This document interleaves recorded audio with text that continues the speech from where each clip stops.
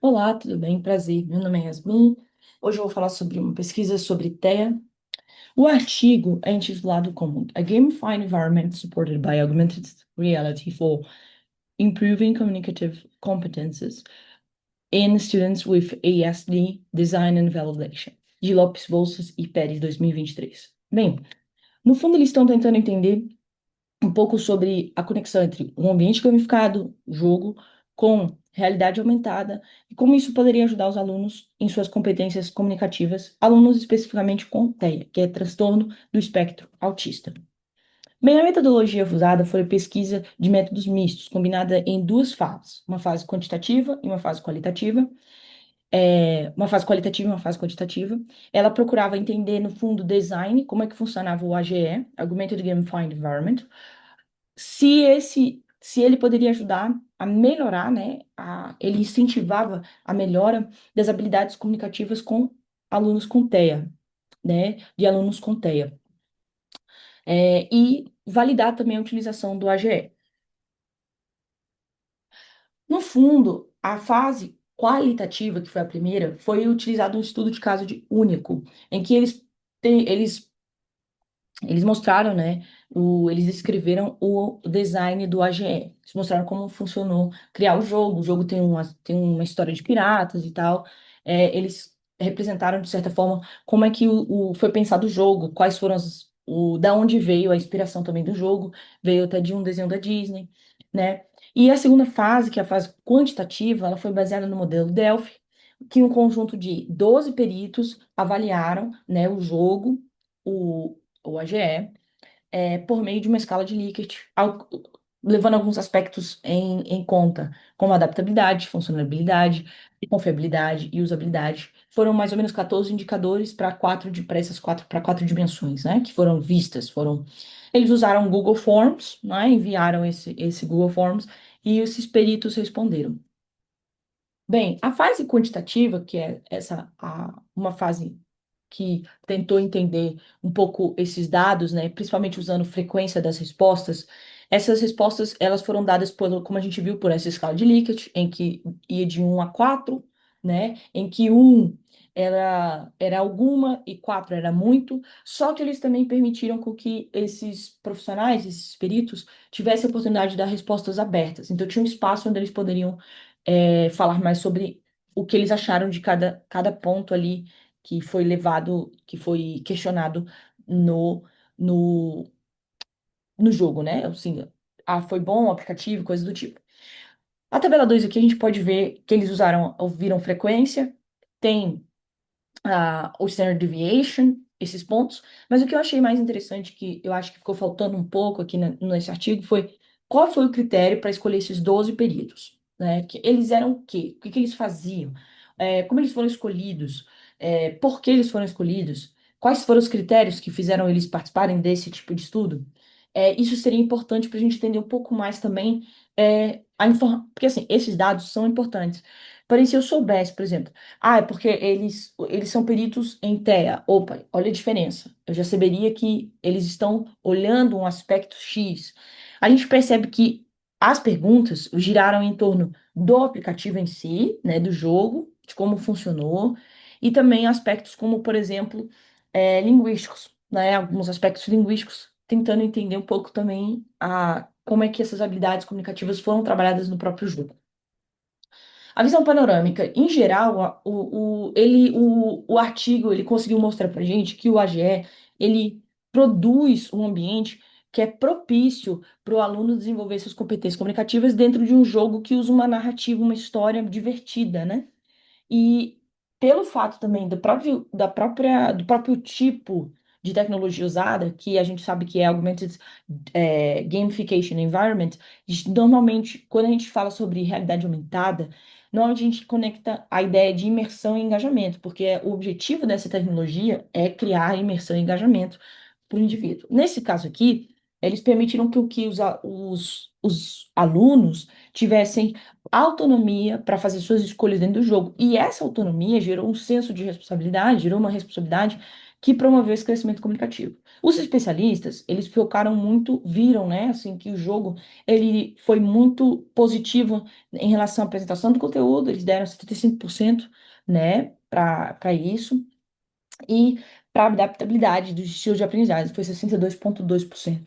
No fundo, a AGL se apresentou como um espaço digital muito positivo para combinar atividades, que combina certas atividades, né, que puderam criar uma atmosfera em que os alunos estivessem imersos, engajados dentro do seu processo de aprendizagem por meio do jogo e tivessem interatividade com o mundo digital. Então, também trouxe uma nova visão do mundo digital, da utilização de recursos digitais, de uma forma um pouco mais positiva. A gente está acostumado a ouvir muito, né, sobre, os computadores, os jogos, são ruins. De fato, os jogos podem ser ruins, né? A gente sabe que a gente já viu vários outros artigos, a gente pode procurar, né, sobre mau uso de tecnologias. Mas aqui eles estão focando no uso positivo de tecnologias. Então, aqui eles colocaram o AGE dividido em duas atividades. Atividades compartilhadas que o aluno poderia usar o QR Code, em que ele usava o QR Code para identificar qualidades, e aí isso fazia diferença nenhuma qual era o seu nível, né? E tinha as atividades por nível, que eram adaptadas conforme ao ponto de partida do usuário e o seu nível de aprendizagem. Com isso, eles foram reorganizando as atividades. Como a gente pode ver aqui, eles colocavam pistas, eles colocavam atividades que ajudavam, eles colocavam elementos na tela e tipos de atividades também diferentes. E por causa dessa reorganização, principalmente depois das sugestões dos professores, eles tiraram algumas distrações que tinham, muitos elementos, às vezes, que acabaram distraindo o aluno, e inseriram um terceiro nível, né? Um nível maior, que é o terceiro nível do jogo. E isso facilitou também, de certa forma, melhorar cada vez mais, adaptar o design do jogo. As reações. Primeiro, a gente observa que a utilização de games e de narrativas motivadas por prêmios funciona muito para criar um ambiente de aprendizado, né, que engaja o aluno, que possibilita que o aluno faça parte e se conecte com o jogo e possa participar do jogo de fato.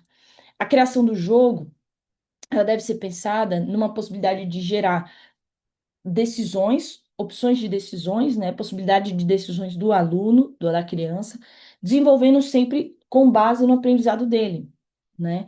E isso facilita o desenvolvimento comunicativo. Os jogos, eles devem ser, como nós vimos, eles adaptaram, revisaram, eles reviram alguns problemas do jogo. E aí, com isso, eles adaptaram de uma forma muito mais positiva, buscando, assim, uma melhor experiência. Então, sempre procurar entender como melhorar o jogo levando em conta sempre também a trajetória no jogo, né? A, a trajetória do usuário no jogo, isso é importante. Os profissionais de educação, eles devem estar aptos a recorrerem a tecnologias visando o aprimoramento do processo educativo. Então, a gente não ter tanto medo dos recursos digitais, apesar deles poderem ser potencialmente perigosos em alguns sentidos, mas eles também podem nos ajudar. Então, os professores, o que que eles precisam, no fundo? Quais são as implicações? Primeiro, eles precisam ter competências digitais, né? A gente tem visto que o século XXI é um século do mundo digital. A gente está sempre, hoje em dia, as pessoas raramente conseguem fugir do mundo digital. A gente está cercado por ele. A gente usa computadores, nós usamos smartphones, a gente sempre está envolvido com o jogo. Então, com algum tipo de jogo, com algum tipo. Os nossos alunos estão envolvidos com o mundo digital, então a gente precisa saber quais são as competências digitais, como utilizá-las, né? A nosso favor dentro da sala de aula. Aprender a gamificação, adquirir conhecimentos de como usar os recursos digitais que apoiem a nossa prática, a prática didática. Então, a gente está olhando a tecnologia não como um inimigo, mas sim como um aliado dentro da sala de aula. Criar essas estratégias pedagógicas para o processo do design. Como a gente viu, eles ficaram bem preocupados com o design do AGE. Então, a gente pensar, opa, se eu vou criar um jogo, se eu vou fazer uma gamificação, se eu vou usar gamificação, quais são as estratégias pedagógicas que eu preciso que vão me auxiliar e vão guiar o meu design, que vão poder me ajudar a criar novas histórias e recursos de intervenção que vão auxiliar meus alunos a adquirirem competências X que eu quero. Entende? Então, de certa forma, o artigo, ele tem lá suas limitações, como a gente viu, uma delas que eu falei foi a questão dos próprios peritos, a gente não sabe quais foram os critérios usados pelos peritos, nós não temos informações, mas, em geral, tem algumas questões também, por exemplo, a gente não tem dados de confiabilidade, de validade, margem de erro, algumas informações que talvez seriam interessantes, principalmente no processo quantitativo, de como foi processados os dados quantitativos, coisas desse tipo, seria interessante a gente ter essas informações. Porém, tirando essas limitações e as limitações que o próprio artigo demonstra, né? Como, por exemplo, a questão da adaptabilidade do jogo. O jogo também, às vezes, é um jogo que pode funcionar com a realidade aumentada ou não, e isso também pode gerar alguns problemas. Mas, tirando esses pontos, né? Ele teve um resultado muito positivo porque desenvolveu linguisticamente esses alunos, esses indivíduos que usaram o AGE. Houve também, né, um aumento nas habilidades socioemocionais, principalmente porque o jogo, né, o AGE, ele estimula a inteligência emocional. Então, você fica frustrado, às vezes, de não ter conseguido terminar uma fase, às vezes você precisa, fica nervoso porque não está conseguindo fazer a atividade, que é proposta no jogo. Então, tudo isso você tem que saber lidar com essas emoções durante o jogo. Então, ele incentivou a interação social das crianças com o TEA. E isso foi muito importante, muito interessante. Bem, por fim, no fundo, ele demonstra para nós, né, a pesquisa, os autores, nos demonstram que há uma necessidade de treinamento dos professores em competências digitais, em design e na integração de recursos digitais inovadores, como a inteligência artificial pode ser utilizada, como, por exemplo, a realidade aumentada e nossa, existem vários recursos que podem ser utilizados dentro da sala de aula numa perspectiva didática, com o objetivo de educar, de ensinar, né? Não só de entretenimento, mas de ensino, pensando numa perspectiva de ensino.